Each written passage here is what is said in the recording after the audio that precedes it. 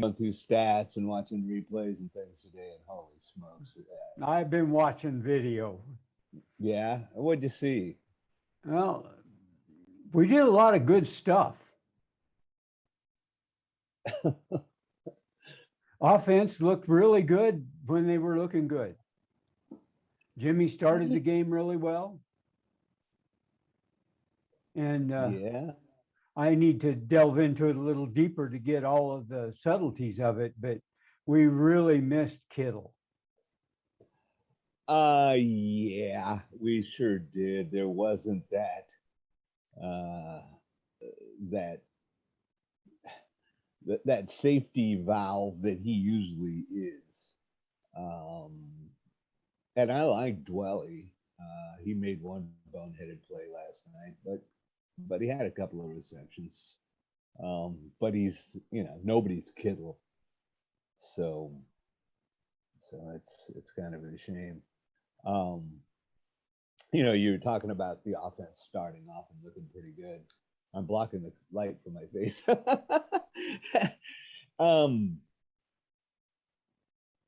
but they went between the second and third quarters. They went 5 consecutive drives without converting a first down. Five in a row. 5 in a row, 5 punts. Or they gave the ball away. Jimmy lost 2 fumbles yesterday, and he threw 2 interceptions, so that's 4 turnovers on Jimmy alone. And we only converted 1 of 11 third downs. How do you only convert 1 of 11 third downs? It seems unconscionable to me that would be the case with this team. And then to top it all off, we had 9 pass interference calls for roughly 130 yards. I mean, that's just free yardage. And those calls were legitimate calls for the most part. I mean, we went back and we watched them, and everybody was kind of going back and forth. But, going back and taking a look at them, no heads turned around. Josh Norman had the only real good defended pass of the evening. Yeah. And he should have picked it, but you know what? He knocked it down, and it was a long pass, and it was the only long pass that was stopped. Well, you don't draft a defensive back because they can catch the ball really well. Yeah, that's right. If they could catch the ball really well, they'd be receivers, right? But we did we played a pretty good 3 quarters. We just can't play a whole game. Yeah. Even though it wasn't a close game, it was up until that fourth quarter when they started just, I don't know what's happening to us. I can't quite figure that out. It's coaching. I really think it's coaching. Well, the coaches can't play the game. They can make the calls, but they can't go out there and do their jobs. I mean, you can't blame that on the coaches. I'm blaming it on the players. You know what, though? Before the game, Gary, we were talking, and you said the most dangerous person on the field was Frank Reich. And you were absolutely right. Absolutely right. He outcoached Shanahan bad. And it's been that way all season. I don't think that we can. We have no chance to finish. We have no reason not to finish the season off and see what they can go, how far they can go with Shanahan there. If he can right the ship, even if we played 500, that would be pretty good for the rest of the season. I think for us to make the playoffs, I can't even see 9 wins doing it. So we've got 10 games left. Do we have to win 8 of those games to get into the playoffs? And if we do, I don't see it happening.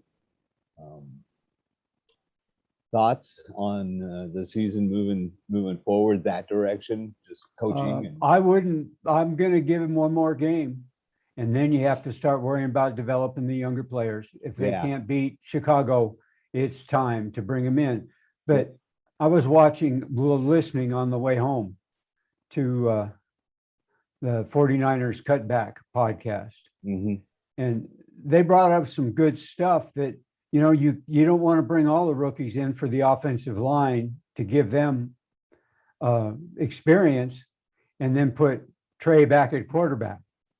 Right. Get him killed, right? Yeah. Well, he started one game and now he's going to have to set out a game. He set out a game because of he got hurt and didn't have the second stringers in there.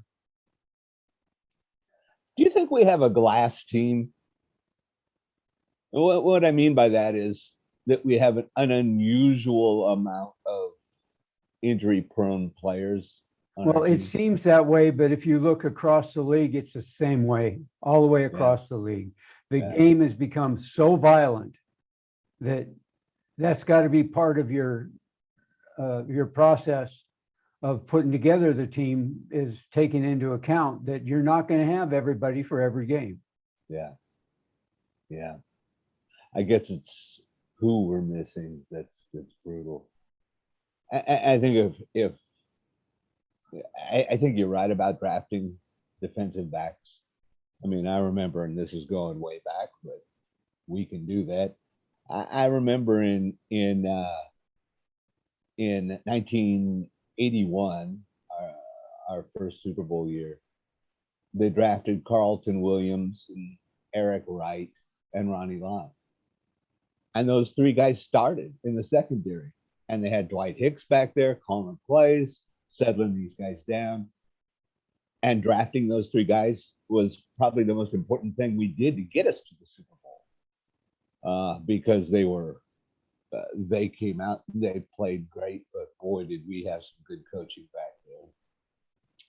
So you're right. Not drafting defensive backs with a high draft pick certainly seems to be a weak spot. Well, Brett, if we had him, the defense would have been a lot different. And we didn't draft him. No. So we just picked him up, right? Yeah. Off waivers. Yeah. Yeah. And, he's definitely the best defensive back that we have. Well, we need a shutdown corner. We do. And that we don't have. No. I mean, I think Josh Norman could have been that guy, but he was that guy quite a few years ago. Right. That's the problem. He just doesn't have the wheels that he used to have,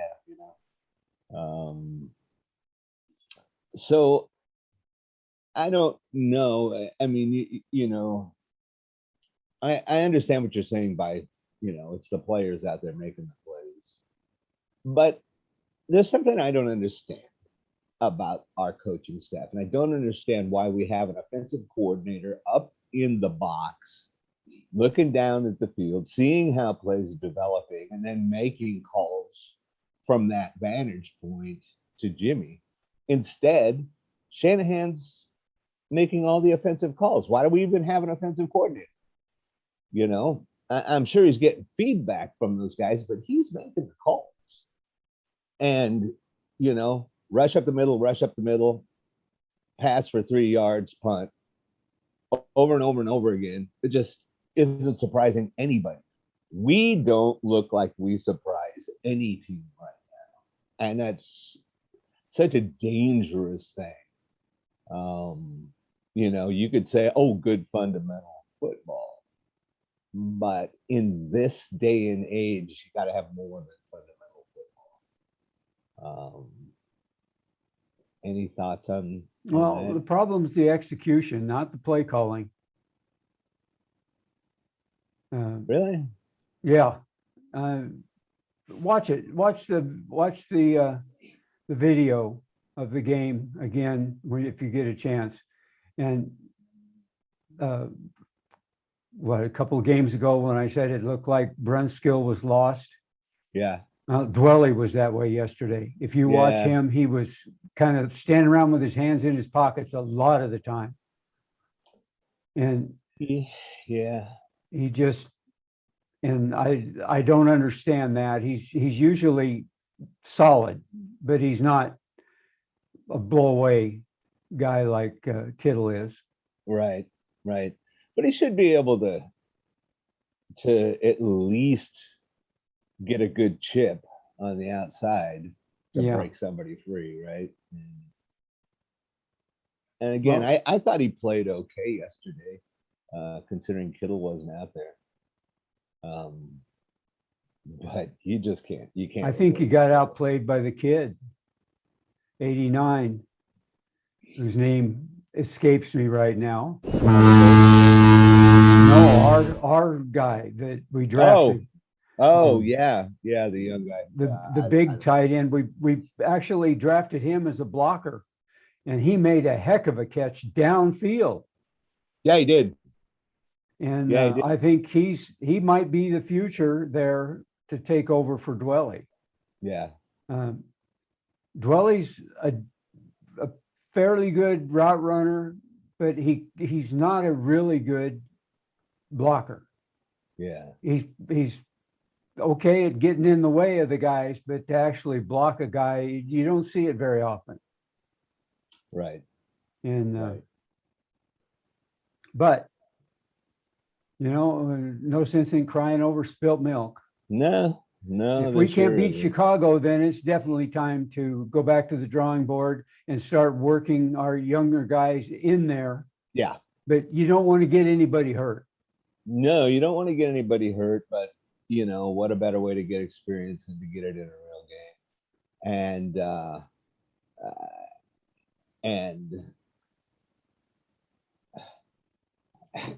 I guess the way I'm looking at it right now is, I mean, we're obviously all disappointed. We thought this team was built for a Super Bowl, but I think if we lose one more game, the you know, season's pretty more. If we lose this next game, we're on a 5-game losing streak. Yeah. I don't see how we pull back out of it and make the playoffs. And I don't see that happening. I don't But see it I didn't happening see either. any of these losses happening at the start of the year. I had really high expectations. And like I Yeah. brought up in the past, it's maybe me being the jinx. Being a Well, Charger fan for all those years, yeah. maybe I brought some of that. Yeah, I don't think so. I mean, you and I sat together for the Super Bowl a couple of years ago, and we had that game won. And it's just like right now, fourth quarter, we came apart at the seams, right? Yeah. So, yeah, we have a nice front seven. I don't particularly care for the way that we use them all the time, but at least we got a defensive coordinator out there making the calls. And but our defensive backs are clearly the biggest weakness in the team, in my opinion. Well, I think we missed Greenlaw as much as anything. Oh yeah, yeah, we Uh, did. I think that Fred's trying to do too much.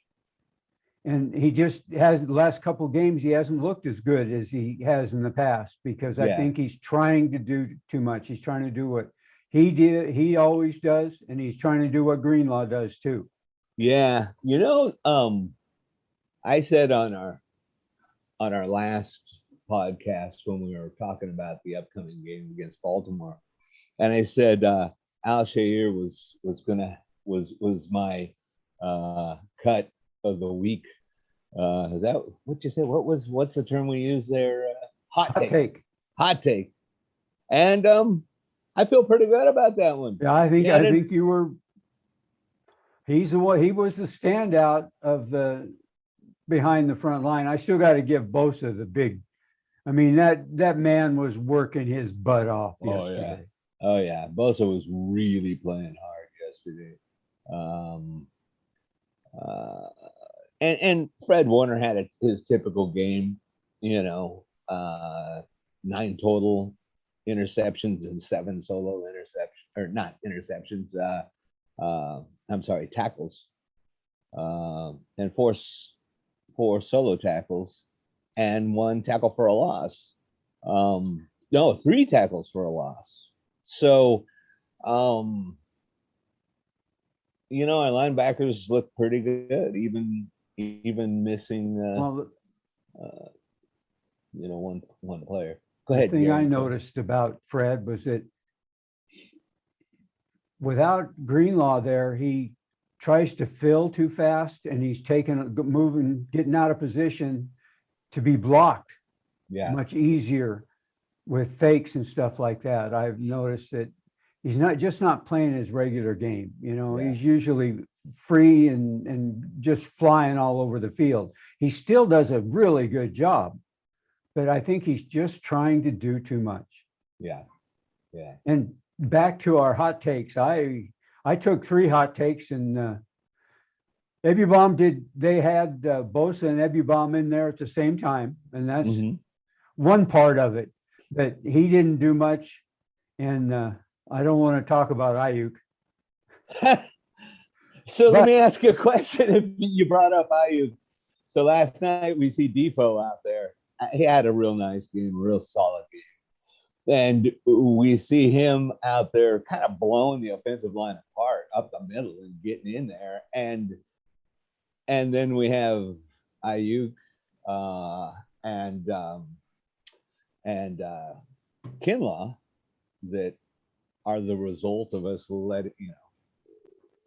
making a trade day trade, a draft day trade, um, to get those 2 guys for Defoe. Maybe we couldn't have afforded him, but just in terms of the quality of that decision. What do you think about it now, Gary? Because I well, let's give him 3 years. both of them. Yeah. And then we'll see. Yeah, Because they came right out of college. I mean, yeah, they did. They did. Rogers didn't even start until after 3 years. Right. And he looked like he was pretty ready when he came out of college. And that's what I'm worried about Trey, is that he needs some work. He does. I mean, but he's a rookie, right? So Yeah. of course he needs work. But I mean, if we're gonna, if we make the determination that the division that we're in is so good that we stand a slim chance of making the playoffs, like you say, I think it's time to start getting these guys some real game experience. Um, and see if Trey is the guy that we need in the long run. And he's gonna make mistakes, and he's not gonna see all of his reads, and he's gonna get hammered back there. Um, but he's quick and he's big. Um, and it might just be an opportunity to work the guy that needs to take over in the future, maybe the near future. Now, I'd like to see the 2 quarterback system, use them a little more and break him in that way. I would love to be able to see that. Yeah. Give him more and more time, more and more plays, and get in, do a series, and then on the sideline and watch a bit. Right. And Right. the coaches, and get coached up on the sideline at the same time. And what we can't do is have a 2-system quarterback, or a two quarterback system, but have Trey come in just to run the ball every time he comes yes. in. We got to let the guy throw the ball. We got to let the guy throw the ball downfield. And I mean, we've done a little bit of this year using both the guys, but we've always, it seems to me, and now I'm going off my memory, I don't know how bad that is. It seems to me that that uh, not where I was going. No way. Yeah. That's Oh man, what a memory! Holy smokes! On Monday morning, uh, yeah, well, I think that the game scheme that they had would actually have worked uh, with they actually did it in mind thinking of Trey. Because yeah, yeah, rollouts Jimmy had, that's not what he was typically doing. yeah. And so I, maybe I, they're trying to I work the scheme along so that they can bring him in and it's not going to interrupt anything in the flow of the game or anything. right, It's not one set for Jimmy and one set for Trey. It's one that they can both handle. yeah, yeah. That's a good point. I remember what I was where I was going before was that it seems like when we have used, a multiple quarterback system, bringing them in and out, that the only time that we bring Trey in is when we get short yardage and they expect him to get around the outside and get it. Um, I think we need to start doing things to confuse the other team. That Frank Reich did that really well last night. I mean, if you look at the individual stats, they don't jump out at you, and but they were just solid. Not a lot of mistakes. Well, they executed. Yeah, The Colts executed. and they had. I mean, we got to remember. I mean, Carson Wentz. I know he's had a rough last couple of years. The media is pretty tough on that guy, but we got to remember that Philadelphia's Super Bowl year, he was the starting quarterback until he got hurt at the end of the season. Mm-hmm. I mean, he should have been the guy that brought them to the Super Bowl. Well, he brought them as far as the playoffs, right? And and played lights out. So this guy's got all kinds of potential. And I don't think you can sleep on Carson Wentz, and I think we kind of did. No, you got to keep the pressure on him because he will be distracted if you can keep pressure on him. Yeah. And we did a pretty good job to start with, and then it kind of started. I don't know whether the defensive line's getting tired, or we're not bringing enough guys on blitzes, or what's going on that's causing that to happen. You think there's I don't know what's happening in the locker. Well, we're just not executing. The players are not executing. Yeah. There's always seems to be one or two that do the wrong thing out of the 11 on the field every time. Yeah. And that leaves a big hole in the scheme. Oh, yeah. Oh, yeah. One guy blows coverage. One guy misses a route. And that can turn the game right around, right? I mean, 2 interceptions last night. Now, Brunskill did pretty good last night. He did do pretty good. So, 1 out of 3, if I was playing baseball, I'd be doing pretty good. Yeah. But you're not playing baseball. So, I don't know, Gary. I guess, to wrap it up, kind of the things that I alluded to in the beginning, and that was, 9 pass interference calls. I think that was it. I think, they got 123 free yards. Yards just given to them. You're not going to beat anybody with that kind of defensive back play, and I think that's clearly our weakness. Well, the officials have to start calling picks too. There was one in the end zone. Well, there was one right at the line of scrimmage where the guy just took I can't even think of his name. Number 29, the kid that we just got playing safety, and his guy got clear because he basically blocked right off the line by the other receiver, and luckily the ball was overthrown. But Oh yeah. Yeah. you remember that play. Oh yeah. It was overthrown bad, and he was open. And that's why he was open. I mean, it was a big time block right there. And they're just not calling that. And that is not fair to the defensive backs. I don't see him calling it in any game. I can't remember the last time I've It's seen been him a while, throw it. but I've seen a few. Even this season, I think I saw a couple. Yeah. It's just such a part of the game. Probably against us. Probably. Probably. So I guess it's time to wrap it up. For me, I love the 49ers. I don't care win or lose. It hurts. We can be critical of people. And as fans and good fans, I think we have the right to be critical and to question what they're doing.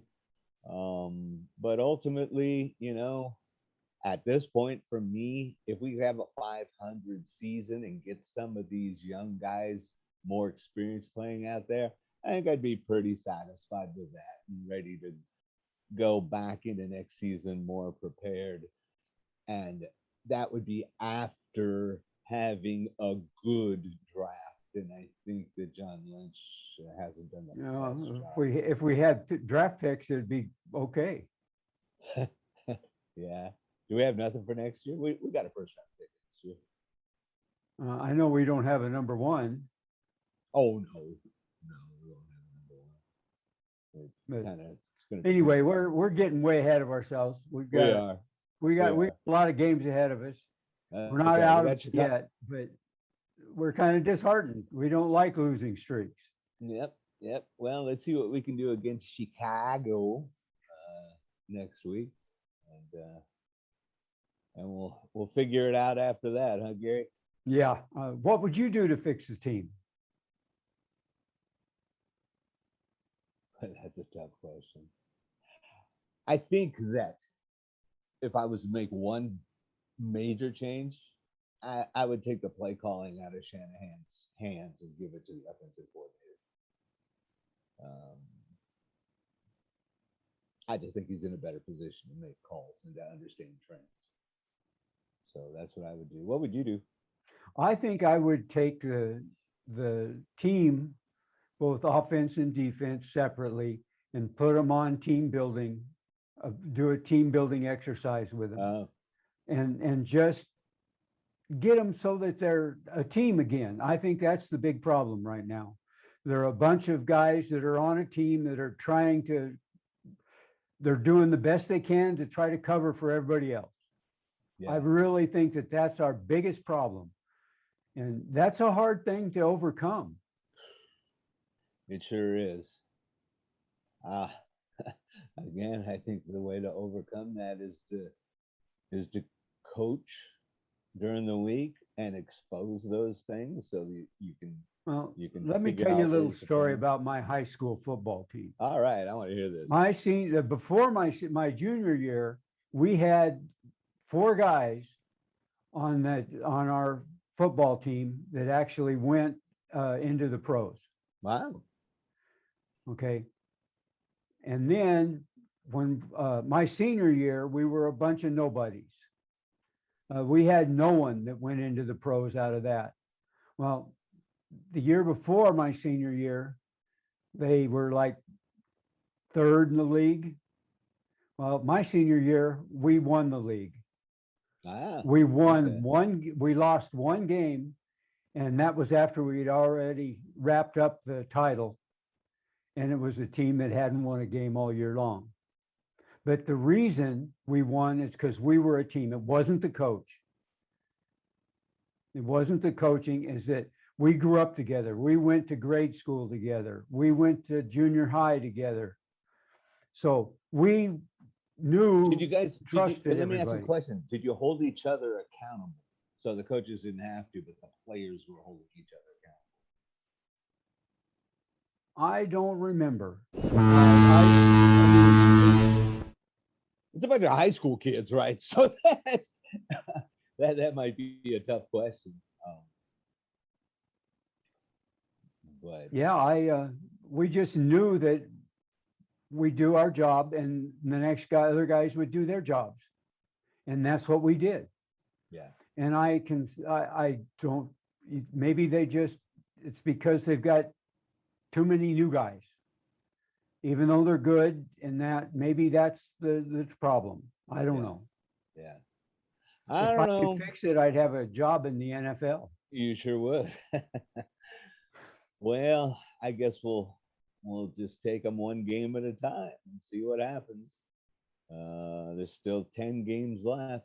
If we get hot, who knows, right? Yeah, I'd love to see a win out the rest of the year. Then they'd make the playoffs if they did that. I think, yeah, that would be that'd be pretty nice. But boy, I can't see that happening. So, but I think we can beat the Bears. So we'll talk about that on another podcast. So, Gary, I'm done. You got anything else? Well, I just want to say that, without a past, you don't have a future.